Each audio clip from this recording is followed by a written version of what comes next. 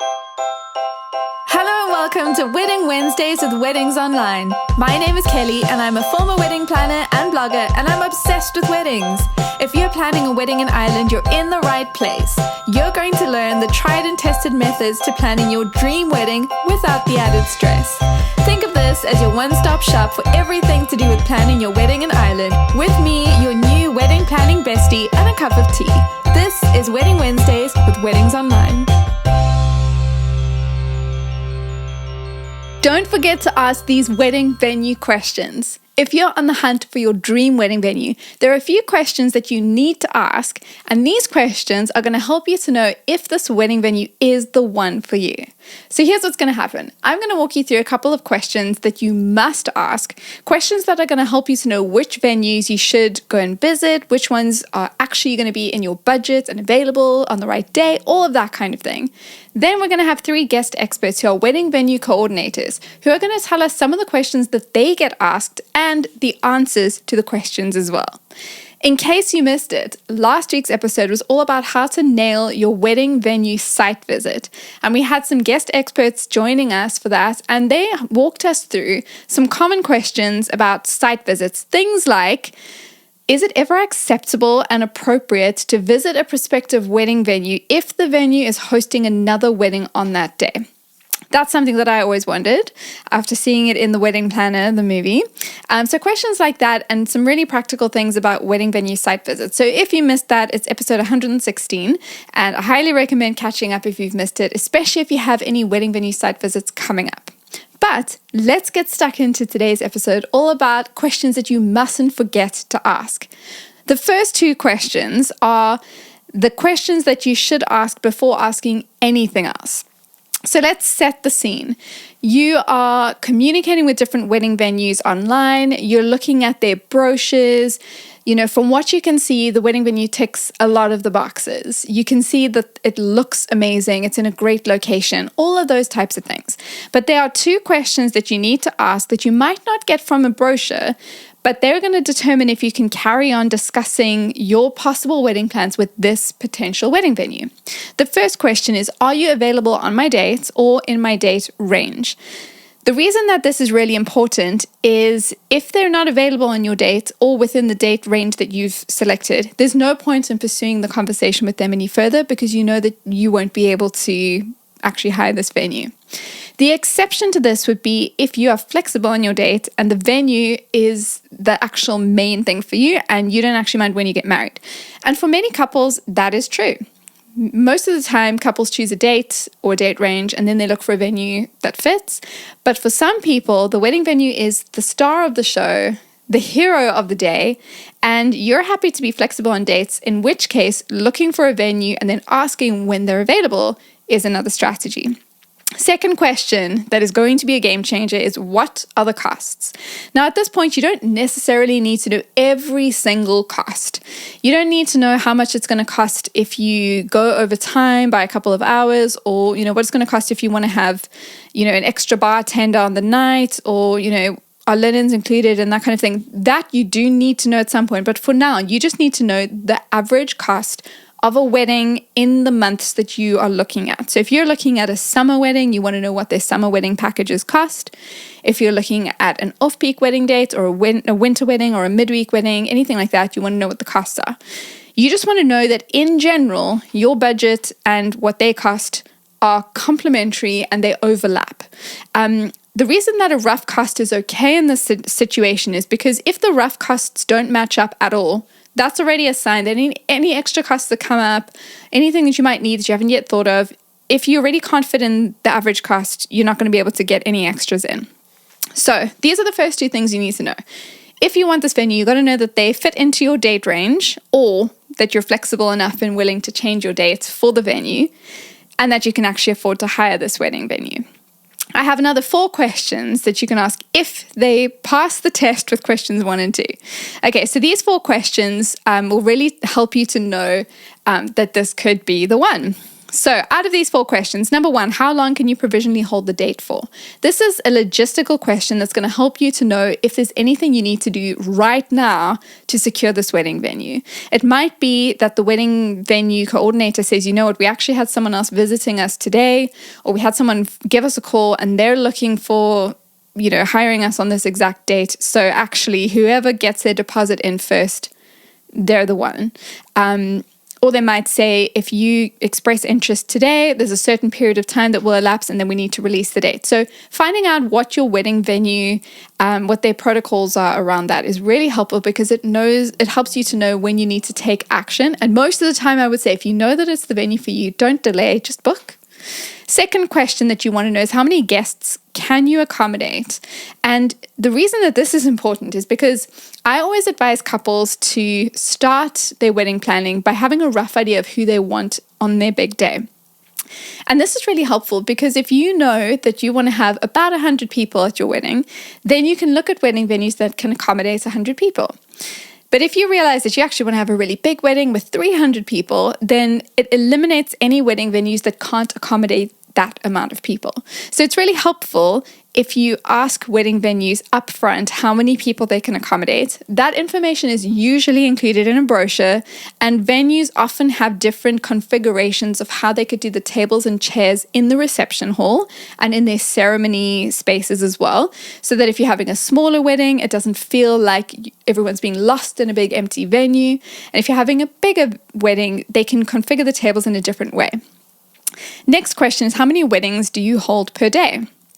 If you find that it's important for you to have an exclusive wedding venue, then it's helpful to know that your wedding will be the only wedding taking place at the venue. If it doesn't matter to you, then you may need to come to terms with the fact that the person who you deal with in the planning might not be the same person who's going to be available on your day, helping you get ready and get things set up. So it's just helpful to know. Which brings me to the final question in this section, which is, who's the point of contact in the lead up to the day? So you want to know, is it you, the person that I'm talking to now?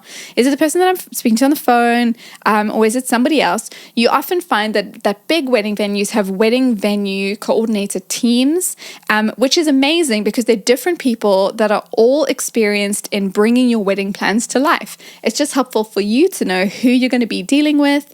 Is it, one person who handles emails, somebody else who handles in-person meetings, and somebody else who handles everything on the day? Or is it one person who's going to do all of the above? But ask the question so that you know who you get to deal with for your wedding. So now, let's move on to our wedding venue coordinators. They are experts in their field, and I've got 3 wedding venue coordinator guests who are joining me today, and they're each going to share a question that they get asked as well as the answer. So the first question, this is Claire from the Grayson, and the question is, how do I better understand wedding venue costs? And now, I remember when I was getting married, I had no clue. If you look at the packages and the brochures, sometimes they don't make sense. So Claire, you're going to find out soon, Claire's actually planning her own wedding as well. And so this is a question that she has asked as a bride, and she's going to answer the question for us as a wedding venue coordinator. And I think that her answer is going to be very helpful to you.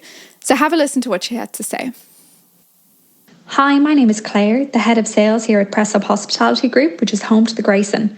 The Grayson is a stunning city centre venue overlooking St Stephen's Green and perfectly suited to wedding parties of all sizes.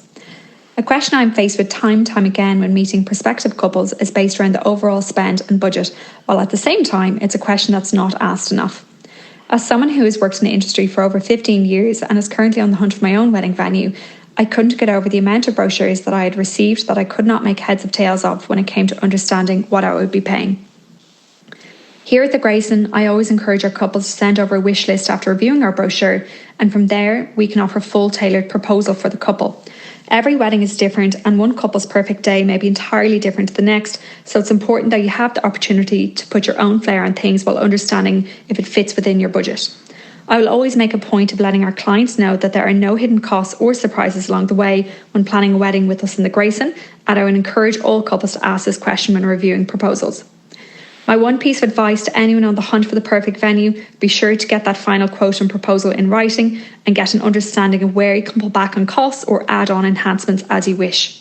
If you are on the hunt for your own wedding venue, feel free to reach out to us here at weddings@pressup.ie and we'd be delighted to welcome you in for a site visit and discuss your big day in more detail. That was Claire from the Grayson. And our next question is from Georgina from the Silver Tassie Hotel. And the question is, are items like linen and room decor included, or do we need to arrange to have our wedding room decorated on the day? And this is a question that I had when I was looking for wedding venues and I was planning my own wedding. And so why don't you have a listen to what Georgina has to say? And I definitely recommend adding this question to your list of things that you ask prospective wedding venues. Hi, my name is Georgina Howley and I am the wedding coordinator in the Silver Tassie Hotel and Spa in Donegal. A question that I get asked quite often is if table linen and room decor are included. And the answer is that it really depends on the choice of your venue, as everywhere is different. So it's good to discuss this with your venue on your initial viewing. Here in the Silver Tassie Hotel and Spa, all table linen, chair covers and bows are included as standard, and we also supply your choice of centrepieces, top table flowers, personalised menus, table numbers and your decor for on arrival. We do work closely with local wedding decor companies who are also happy to discuss any extras that the couple might like to add on. A lot of wedding suppliers do offer discounts or special offers to couples having their wedding in venues that they work with regularly. So this is definitely worth asking your venue coordinator for supplier recommendations. I really hope this helps and happy planning to everyone. Well, that was Georgina from the Silver Tassie Hotel, and she touched on something that we've spoken about on the podcast before, which is supplier recommendations. So when it comes to looking for your wedding venue, when you find the one, ask them if they have any recommended suppliers, because there's something really special about having a team of suppliers that have worked together before, people who have been to your wedding venue, they've provided services at the wedding venue that you're getting married at. There's something really, really special about that. And so it's definitely worth asking. The final question is from Roderick from the Temple House. And the question is, what is the simplest but most useful piece of advice that you would give for planning a wedding? And so I love this because he's answering the question from the perspective of wedding venue coordinators. And so he's going to give some excellent advice for you to keep in mind. And I think you're going to like this. Hello, my name is Roderick from Temple House Estate in Sligo. I'm going to paint a quick picture for you. You're getting ready for your wedding, surrounded by your best friends and family. Outside the window, the views sweep across terraced gardens, a Knights Templar castle, and down to Temple House Lake. Everything is coming together, and it is a beautiful feeling. What is the simplest but the most useful piece of advice that I would give you for your wedding planning? Set up a wedding email address which you can both access easily. All the correspondence from your prospective suppliers will be easier to manage in one place, and it'll make shaping the day much easier together. So, from Temple House Estate, have a great day. Well, thank you, Roderick. I think that is a brilliant piece of advice. In fact, it is something that I often say to couples myself. It's that having a dedicated wedding email address is going to help you in a huge way. So I definitely recommend getting one of your own. Well, thank you for listening today. The Wedding Wednesdays with Weddings Online podcast is produced by me, Kelly, and mixed, mastered, and edited by Glenn Hartman. For more wedding planning tips, advice, checklists, and more, visit weddingsonline.ie.